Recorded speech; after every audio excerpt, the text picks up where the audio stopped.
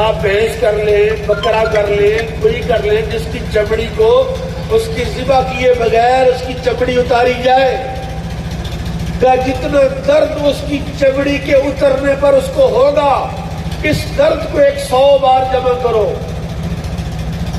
اس کو جب 100 بار جمع کرو گے تو یہ ہے موت کا ذائقہ۔ اسرائیل بھی کانپنے لگا، اتنا سخت موت کا ذائقہ ہے۔ پھر میں آپ کو رسول اللہ کی ایک حدیث سناتا ہوں۔ میرے نبی نے فرمایا کہ مومن کی جب روح نکلتی ہے ایسے ہوتا ہے جیسے گدے ہوئے آٹے سے بال نکلتا ہے۔ ایک عارف کامل نے رسول اللہ کی زیارت کی خواب میں پوچھا، یا رسول اللہ آپ نے فرمایا ہے کہ مومن کی روح ایسے نکلے گی جیسے گدے ہوئے آٹے سے بال نکالا جاتا ہے؟ آپ نے فرمایا ہاں۔ کہا ہے کہ حضور قرآن کی تمام آیات اس مضمون کی مخالفت کرتی ہے جو آپ کہہ رہے ہیں۔ قرآن کے اندر جاءت سکرۃ الموت بالحق، موت کی سختی آئی حق کے ساتھ، تو موت کی سختی کو قرآن بیان کرتا ہے۔ قرآن کے اندر والتفت الساق بالساق الی ربک یومئذ المساق، پٹلی پٹلی سے جوڑ کے مروڑ دی جاتی ہے، اور جب پٹلی کو پٹلی سے جوڑ کے مروڑو، اب دیکھو جا کے مرغے کی کھلڑی کیسے اتارتا وہ مرغی فروش۔ کہ جب پٹلی سے پٹلی جوڑ کے مروڑی جائے، وہ جو درد ہے ہڈی کے ٹوٹنے کا، یا رسول اللہ قرآن تو اس کی سختی بیان کر رہا ہے۔ حضور نے فرمایا آپ اتنا مشکل کام بھی نہیں، جاؤ جا کے سورہ یوسف کی تلاوت کرو۔ وہ اٹھے، وضو کیا، قرآن کھولا، سورہ یوسف پڑھی۔ جب اس مقام پر آئے کہ زلیخا کو مصر کی عورتوں نے ملامت کی، زلیخا حیا نہیں آئی، عزیز مصر کی بیوی ہے، ذلیل کر دیا مصر کی عورتوں کو، تم نے بدنام کر دیا، ایک غلام پر مر پٹی ہے، ایک غلام پر عاشق ہو گئی ہے اور رسوائی کر دی پورے مصر کی عورتوں کی۔ زلیخا نے کہا میں تمہیں ایکسپلین نہیں کر سکتی، سمجھا نہیں سکتی، لیکن چلو میں تمہیں دکھاتی ہوں۔ سب کو بلایا، دعوت پر بٹھایا، آگے پھل فروٹ رکھے، چھریاں دی کا کاٹ کے کھاؤ۔ اب عورتیں پھل کاٹ رہی ہیں، سیب کاٹ رہی ہے، امرود کاٹ رہی ہے۔ فقالت اخرج علیہن، حضرت زلیخا نے حضرت سیدنا یوسف کو کہا اب آپ ان پر نکلیں، اور کہا ذرا نقاب ہٹا دیں چہرے کو ننگا کر کے۔ یہاں ہماری عورتیں جو ہیں ان کو چہرے کا نقاب مشکل لگتا ہے، ادھر حسن یوسف پر نقاب پڑا ہوا تھا۔ جب زلیخا نے وہ حرکت کی اس کے بعد جناب یوسف چہرے پر نقاب رکھتے تھے۔ جی نقاب ہٹاؤ، نقاب نکلو۔ وقالت اخرج علیہن فلما رأینہ اکبرنہ وقطعن ایدیہن وقلن حاش للہ ما ھذا بشرا ان ھذا الا ملک کریم۔ کسی بندے نے سبحان اللہ جی کہا کہ میں نے قرآن پڑھا ہے۔ پھر میں پڑھتا ہوں، میں دیکھتا ہوں کتنے بندے قرآن کے پڑھنے پر سبحان اللہ کہتے ہیں۔ وقالت اخرج علیہن فلما رأینہ اکبرنہ وقطعن ایدیہن وقلن حاش للہ ما ھذا بشرا ان ھذا الا ملک کریم۔ قرآن کہتا ہے حضرت زلیخا نے کہا نکلو آپ باہر نکلے۔ جب فلما رأتہ، اس کو جب عورتوں نے دیکھا، اکبرنہ، اللہ اکبر کی آواز بلند ہوئی، زور سے بولے اللہ اکبر۔ اس طرح آواز بلند ہوئی، وقطعن ایدیہن، اپنے ہاتھ ان نے کاٹ لیے، اور قلنا، انہوں نے کہا حاشا للہ ما ھذا بشرا، اللہ کی قسم یہ کوئی انسان نہیں ہے، یہ ملک کریم ہے، یہ عزت دار کوئی فرشتہ ہے۔ زلیخا نے کہا اور اسی پر مری تھی میں، اب تمہاری حالت دیکھو اور ہاتھ چیک کرو۔ دیکھا کہ انگلیاں کٹ چکی تھی اور انہیں انگلیاں کٹنے کا احساس نہیں ہوا۔ صوفی نے تلاوت بند کر دی، کا سوال کا جواب ہو گیا۔ کیا جواب تھا؟ کہ جب یوسف کا حسن دیکھا انگلی کٹنے کا درد نہیں ہوا تو جب مومن فوت ہوگا اس کو اللہ اپنا جلوہ دکھائے گا، اور جو رب کا جلوہ دیکھے گا اسے روح کے نکلنے کا درد کیسے ہوگا، اسے روح کے نکلنے کی تکلیف کیسے ہوگی، اسے ذائقۃ الموت کہاں محسوس ہوگا۔ اس لیے میرے نبی نے فرمایا اللہ جب اپنے کسی مومن بندے پر احسان کرتا ہے اسے موت کے وقت جنت میں اس کا ٹھکانہ دکھاتا ہے، اسے موت کے وقت اپنے نبی کا جلوہ دکھاتا ہے، اسے موت کے وقت اللہ اپنا جلوہ عطا فرماتا ہے۔ لیکن میرا سوال ہے، یہ منہ اور مسور کی دال، ہم اپنا کردار اگر دیکھیں، اپنے اعمال اگر دیکھیں، اپنی کرتوتیں اگر دیکھیں، اس لائق ہے کہ اللہ ہمیں اپنا جلوہ دکھائے؟ جو آنکھیں دن پہ رات عورتوں کو دیکھنے پر لگی ہوئی ہے، جو ذہن دن پہ رات دنیا کے پلاٹ ایکڑ مربع خریدنے اور دنیا میں مستغرق ہے، یہ ذہن اس لائق ہے کہ اس ذہن میں پاکیزہ خیالات آئیں؟ یہ کیا، یہ سوچ، یہ فکر، یہ معاشرہ اور یہ دوست اس لائق ہیں کہ ان کی موجودگی میں سنو عمر بن عبدالعزیز ہے، 2-2.5 سال کا وقت خلافت ہے حضرت عمر بن عبدالعزیز کا۔ اس سے پہلے حالات، یہ پاکستان کے جو حالات ہیں نا، اس سے کئی گنا زیادہ ابتر حالات تھے،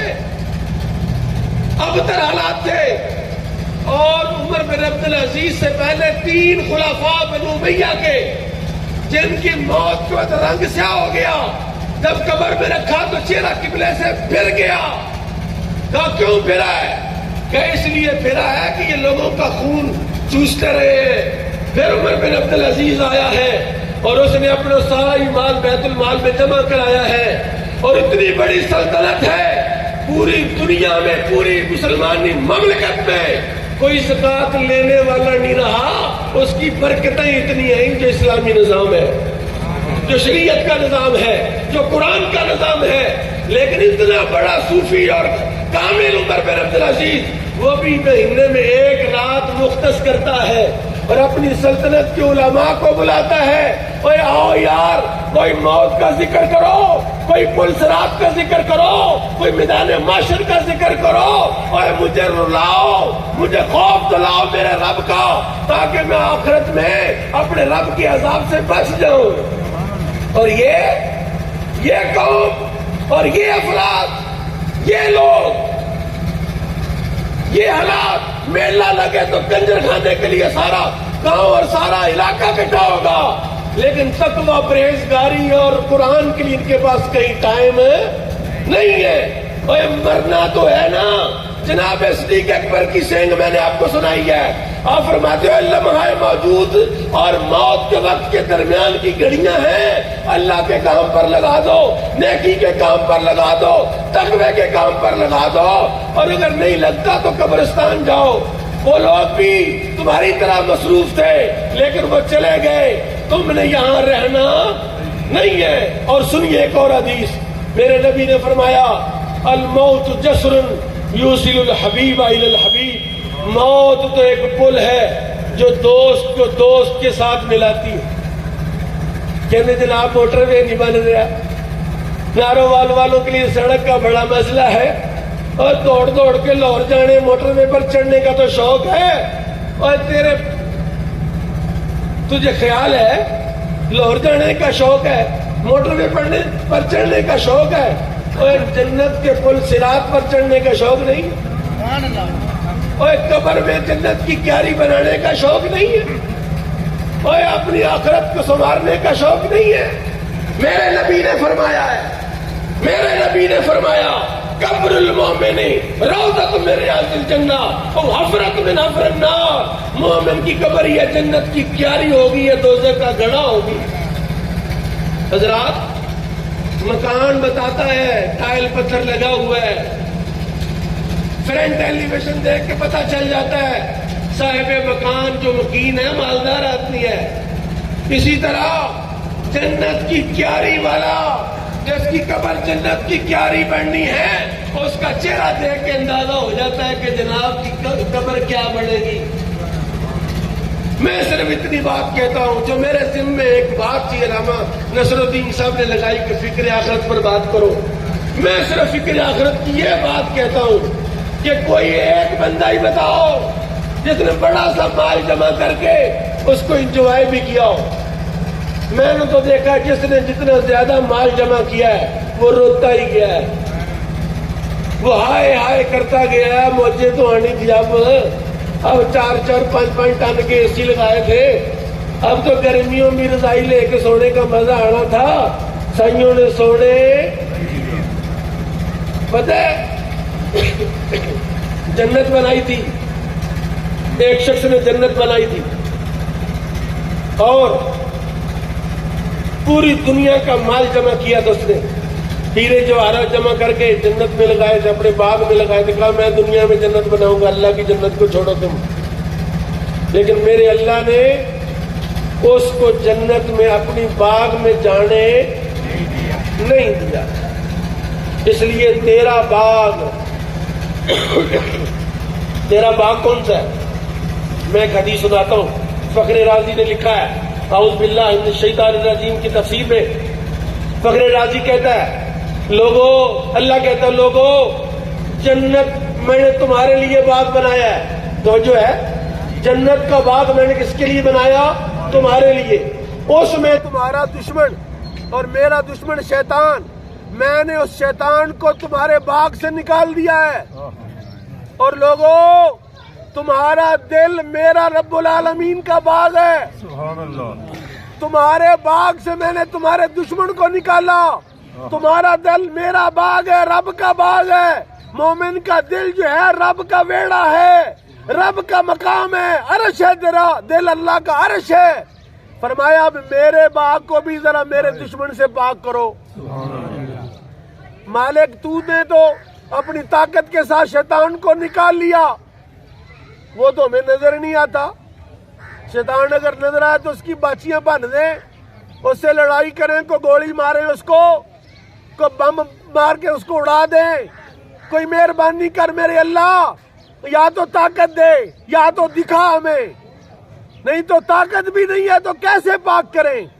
اللہ نے فرمایا پریشانی کی بات نہیں، مجھ سے مدد ہی مانگ لو، مجھ سے مدد مانگ لو کہ یا اللہ